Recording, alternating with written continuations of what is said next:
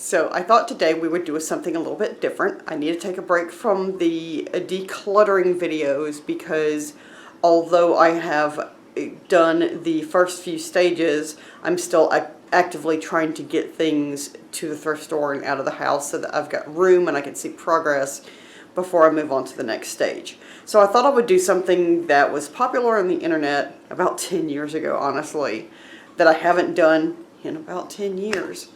And it's products that I regret buying. Now, I will say that a couple of the products I no longer have the box or the shell for whatever it came in, and that is because I threw it away before I thought about I should have done this video. So one of the first things that I regret, and this is, I don't have a whole lot because I usually try to buy stuff that I know I like and that I know is good, but occasionally we try something and find out it's horrendous. So my first thing is this Love Beauty and Planet deodorant. Now, I regret buying this. I bought it because, one, it smells like roses. And I love the smell of roses. And I thought, how nice to walk around and smell like roses all day. I'm always trying to look for more natural deodorants because I really don't like putting things with aluminum underneath my arms. It's not good for you. Or aluminium if you're in the UK. I don't like putting that stuff underneath my arms. I know it's not good for you. So I try to find earth-friendly, skin-friendly products. But the unfortunate thing is, when I started wearing this, I would smell like roses for about an hour to 2 hours maybe. And then not only did I start sweating, because the aluminum is what keeps you from sweating, but not only would I start sweating when I don't normally sweat on a day-to-day basis. Like right now, I don't have on any deodorant, and I'm not sweating, and I don't stink. I could actually not wear deodorant for a few days because I just normally don't stink. But the natural deodorant, after the rose smell wore off, not only started making me feel wet and sweaty in my armpits, it made me start smelling. And I was like, why do I have body odor? I'm not supposed to have body odor. And I realized that I started, like, one day I wouldn't wear deodorant because I don't always wear deodorant because I'm at the house. You know, I usually put it on when I'm going to go out. And so, same as wearing a bra, people, come on. Don't pretend like you just sit around in one all day. So, anyway, I'm being transparent with you guys. But anyway, I was like, why do I have the funk? And then I would notice on days when I would not have on deodorant, I did not sweat and I did not have the funk. But on days when I put this natural deodorant on, I sweated and had the funk after the smell wore off. So I don't know why. I don't know what ingredient in this causes that to happen to me, but it happened. And it makes me sad because this really does smell amazing. But that is a product I definitely regret buying. Along the same lines, for the exact same reasons, we have Everyone Natural Deodorant. Now, I will say the Everyone and EO products, like the Everyone I think is like a step down from the EO line, but it's the same company. I'm obsessed with their body wash. I love their lotions. Usually everything that they make is good. Except for this. This was a spray-on deodorant. Oh, I just put something wet on my arm. Now I have to let my armpit dry for a hot minute before I actually put my clothes on. And then, what would happen? I would start sweating, and then I would smell. But the days that I didn't wear any at all, no sweat, and no smell. So this is the exact same problem as this. And I don't know what it is in these natural deodorants. And you know what? I have tried, I think is it Tom's or Jason natural deodorants. I have tried in the last probably 5 to 10 years, I have tried at least 5 natural deodorants. Every natural deodorant does the exact same thing to me. So, if you put it on and it makes you sweat and smell, you might as well not have it on if you don't sweat and stink naturally. So, I didn't. So, I had to go back to my, I don't know what I use. I don't know if I use, oh, I use the Degree spray-on now because it goes on dry. And anyway, so there are those 2 products that I regret buying for the exact same reason. So how odd is that?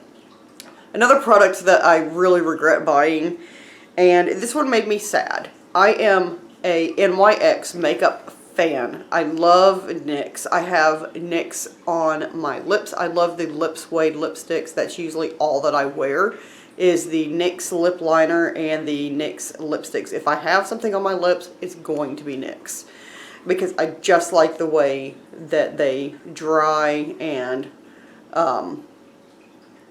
they don't kiss off. Anyway, I love NYX products. I have tried their foundations, but I thought I would try their mascara. This is Pin Up Tease. So I love the name of that, right? Guys, this stuff, when I first opened it, okay, it smells like a mildewed, musty basement. And I used to live in a basement. I know what a damp, musty, mildewy basement with concrete walls smells like. And that is exactly what this smells like. I was like, this cannot be good to put on my eyes. But I put it on my eyes anyway. And it is the most wet, nasty mascara I have ever used. The brush, I don't know if you can see, the brush is actually painful to use. The bristles are very hard plastic.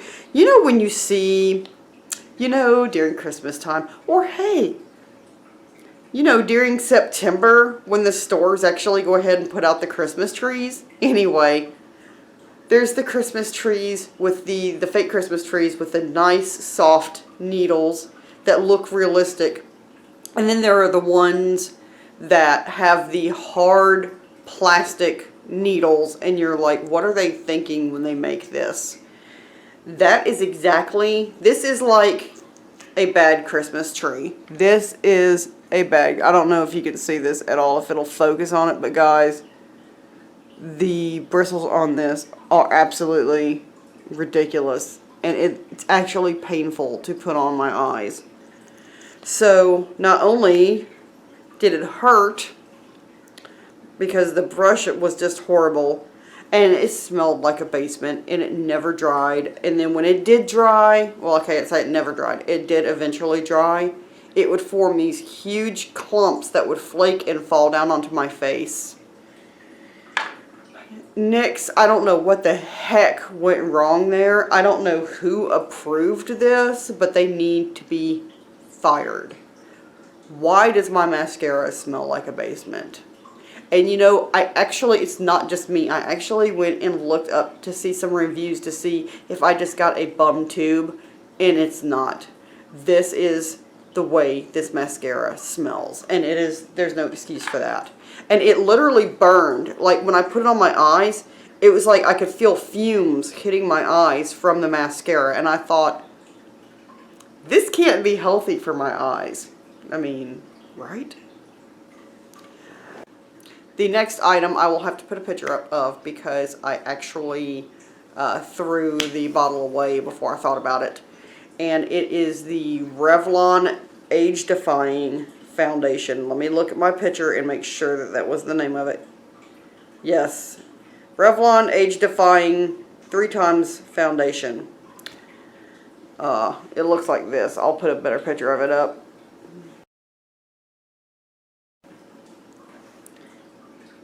Okay, Age Defying is not only supposed to be good for your skin, but it's also supposed to be sheer, because you want your foundations to be lighter the older you are. All of this weird contouring heavy full face foundation is for young people with young skin. When you use a full coverage foundation when you are older, it settles in all the lines, and I have got, it looks like I'm mad all the time because of these lines right here, but it's because I squint. And so I've developed wrinkles from squinting because I haven't had glasses in such a long time. But I developed wrinkles from squinting, and so all of that would cake really heavy there, and then I have dry patches here, and it would cake on top of the dry patches as well. And look, and beside my nose, I'm very dry beside my nose. I've got some form of eczema, so I get really dry right through here. And so in all of these dry, flaky places, it would just cake on, and I felt like you could see my face from a mile away. It was embarrassing. It was embarrassing. It was so bad. And so, yeah, that was a product that I absolutely abhorred, and I don't like to waste things, although I am wasting the deodorants. But I used pretty much the entire thing. I mean, I didn't get to the point to where you were having to like really shake it to get some out, but once I noticed that it was struggling to get some out, I was like, okay, I'm done. The last and final product that I will put a picture up of and that I regret buying is kind of the elephant in the room. Now, granted, when I dye my hair, I normally dye it Feria Starry Night, which does put a blue tint in wherever my gray is. It dyes it blue. Well, I don't know if you were following me back about, was it like 5 years ago? And I had bleached my hair so that I could do a couple fun colors. So I got Splat, and I don't remember the name of it, but it was hot pink, and it was fantastic. My friend came over and put it in my hair. She did a very good job, and we followed the instructions. Everything went right. Everything was fine. The pink eventually wore out. I did teal from Splat, and it was amazing. She came over and put it in my hair. It was fine. It was dandy. Well, I decided that I wanted my ends to be dark blue. So I bought Midnight Indigo from Splat. And this is supposed to go, I will put up a better picture. This is supposed to go on unbleached hair.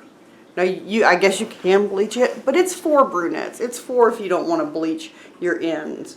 And I thought, well, I'll just put it from like here down and just have, I wanted to put the Feria up top and have it be a little blacker and then have the ends be dark blue. And so I didn't have anybody to come help me.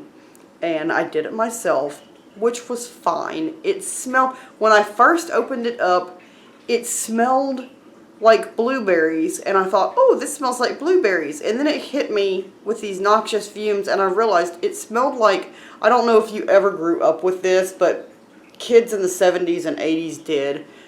It's a stuff called Campho-Phenique, and my mom would like put it on our lips if it was cold outside or whatever. But anyway, Campho-Phenique, it smelled like blueberry Campho-Phenique, which is not a good mix. So it was kind of nauseating to smell it while I was putting it in my hair. Now, it did go on nice. It came with plastic gloves.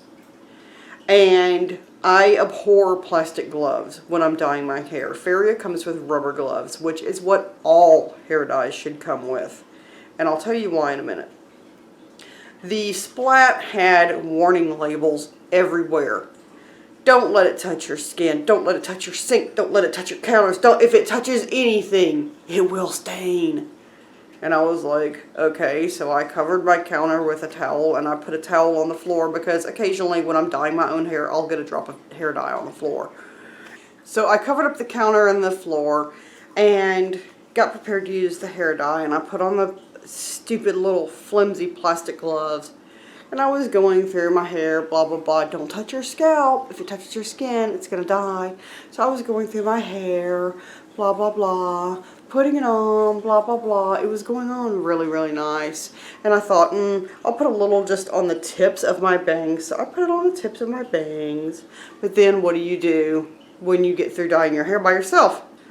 You pull it up on top of your hair. Actually, it looks like in the video it looks pretty good, but it doesn't. So I pulled it up on top of my head like this, not thinking that when you do that, it actually touches your scalp. So it actually, when I had done that, it actually started touching the areas that were gray, which I didn't want to begin with. I really just wanted it on the ends. But, you know, guys, it's really hard to do stuff like that by yourself. That's one reason why I've never got around to actually just bleaching the ends, because I'm not good at bleaching and I need help, and I don't have anybody to help me bleach my ends, so I could just dye them another color. But yeah, in this natural light right now, my hair actually looks pretty good, but it's not. And it has been, okay, anyway.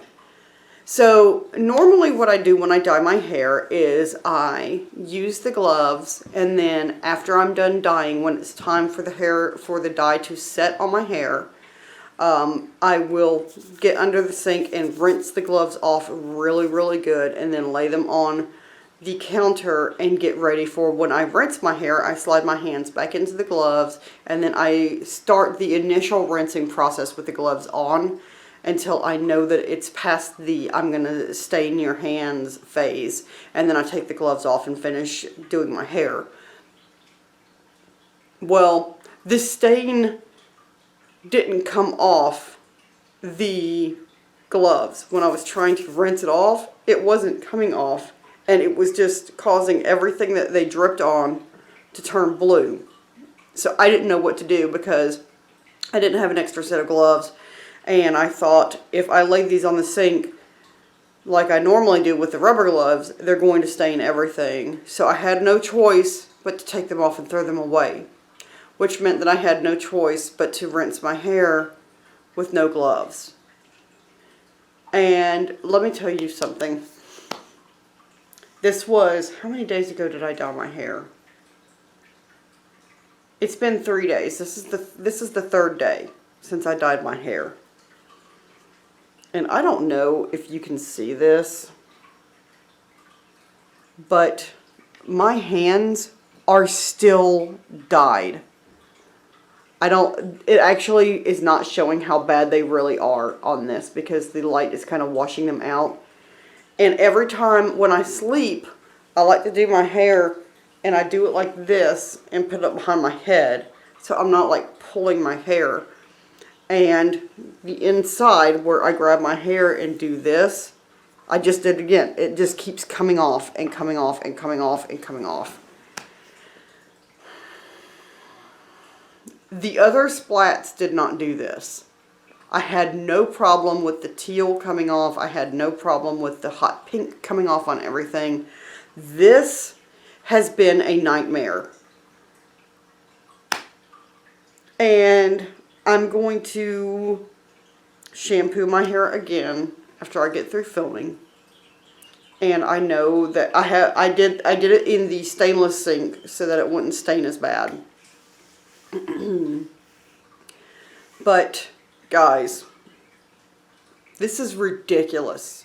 And like I said, it's very weird because in the light it looks like it's a nice dark blue color, but it's really not. If you see it in the real lighting, it turned a little blue where my gray is, and then it's patchy because I had only intended on doing this much. But because I had to pull my hair up, it's patchy. And then the ends, which is where I wanted all of the blue to go, the ends just look like my regular black color. So I'm going to have to get Faria, Starry Night, and at least take care of the gray that it did not touch up through here. Because I still have, I mean, if you go through my hair, like a lot of times when you're watching a video, if the wind blows and my hair parts, it looks like I'm almost balding. But it's not that. It's because, well, my hair is, I've always had thin hair, but it's because my roots are gray. And so it makes it look like white scalp.